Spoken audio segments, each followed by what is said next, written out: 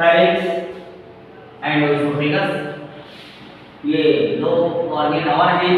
अगला oesophagus and pharynx। pharynx क्या है? pharynx एक लिंकिंग पॉइंट है, कॉमन प्लेस किसके लिए? रेस्पिरेटरी ट्रैक्ट के लिए और फूड ट्रैक्ट के लिए, है ना। फूड ट्रैक्ट, जब आप सांस लेते हैं तो ऊपर से और ये रेस्पिरेटरी ट्रैक्ट का जो फ्लैट है, जो छिद्र है, वो खुला रहता है। लेकिन जब भोजन आप निकलने लगते हैं उस समय कार्टिलेजिनस फ्लैप ऊपर की ओर और नीचे की ओर होता है रेस्पिरेटरी ट्रैक्ट। भोजन को इधर से ढक लेते हो तो ऊपर वाला ऐसे नेसल कैविटी को बंद कर देता है और नीचे वाला रेस्पिरेटरी ट्रैक्ट को बंद कर देता है। ग्लोटिस और एपिग्लोटिस इसका नाम है ना, ग्लोटिस एंड एपिग्लोटिस। उसको स्टॉप कर देता है, बंद कर देता है।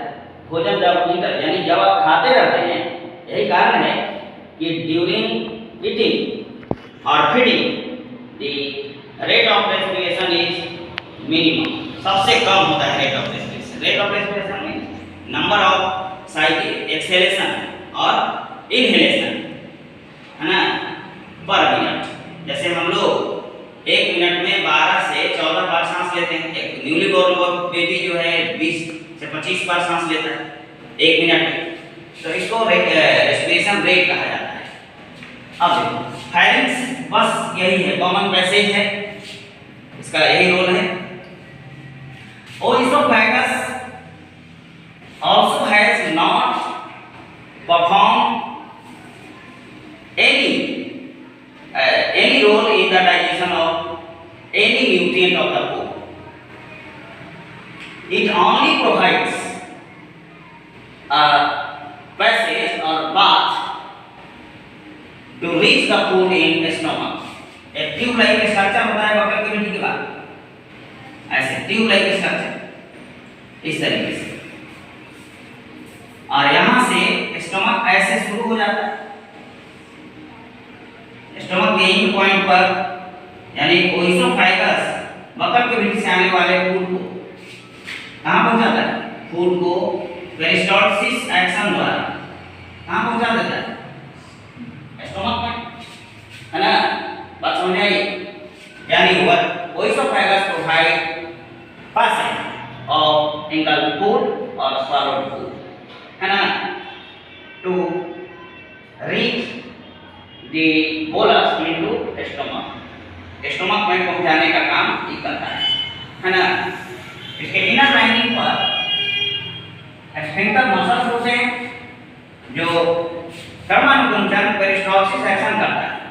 पेरिस्टाल्सिस क्या है?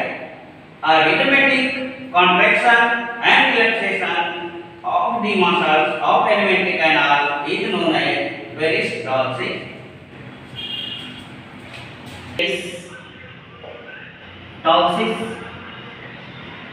पेरिस्टाल्सिस एक एक्शन है या rhythmic contraction and relaxation.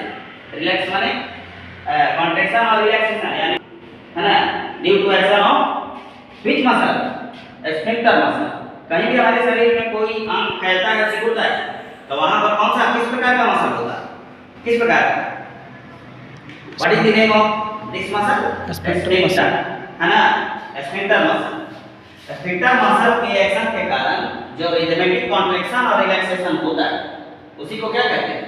Peristalsis. अब भोजन स्टोमक में पहुंच गया, है ना, स्टोमक में। स्टोमक पर आपको बात कर रहे हैं आपसे। Stomach another organ of human digestive system in stomach. साथ में रोल भी हम बताते जा रहे हैं और इसके स्ट्रक्चर पर भी हम आपसे बात करते जा रहे हैं। Another organ of digestive system is stomach. Stomach क्या है? स्टोमक एक मस्कुलर बैग है that stores food for some time. A muscular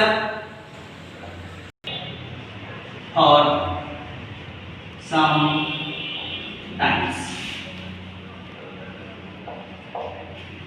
Sometimes is called stomach, stomach के स्ट्रक्चर देखो, इधर से उसको कैसे आया, यहां से ये ऐसे आता है, ऐसे। हार्ट के पैरेलल जो भाग, इसको बोलते हैं कार्डियक, कार्डियक पार्ट। बीच वाले भाग को फंडिक पार्ट, 3 पार्ट में बटा है, फंडिक पार्ट। और निचले पोर्शन को बोलते हैं pyloric part, pyloric part. Inner lining जो स्टोमक का है ना, ये 3 भाग में बटा होता है। कितने भाग में स्टोमक बटा है? Cardiac, just parallel to the heart, और fundic part, middle part of stomach, and lower part of stomach is known as pyloric part. इसका फंक्शन, फंक्शन क्या है? Secretion of gastric juice and churning of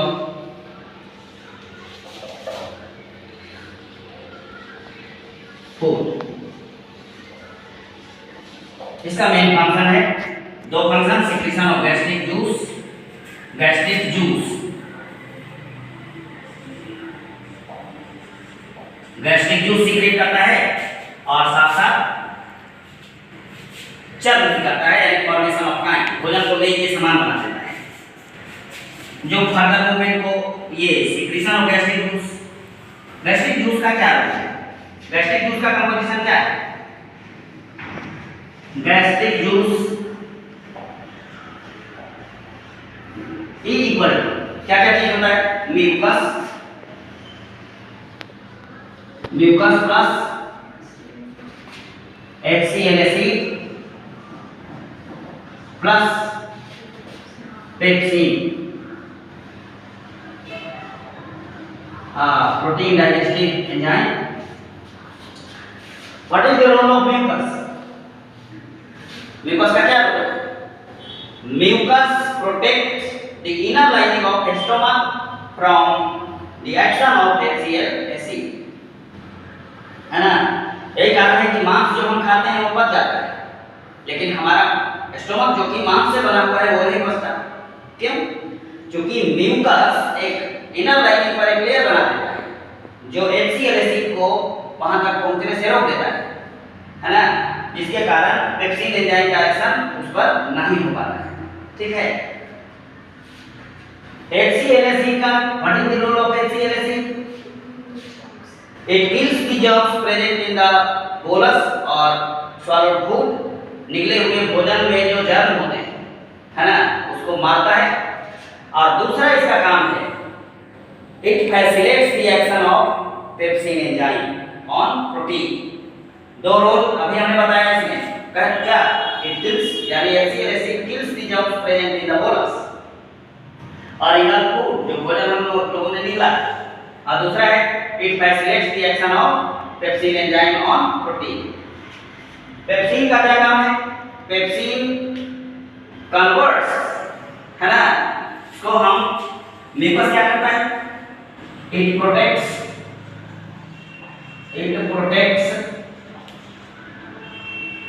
the inner lining of stomach from the action of HCl acid। एक और काम है, ये पहला काम है, और दूसरा रोल इसका है, it provides lubrication to food for further movement, है ना। इसका क्या काम है? पहला तो HCl एसिड का, it kills the germs food. जो सॉलिड फूड है इसका दूसरा रोल क्या है? It facilitates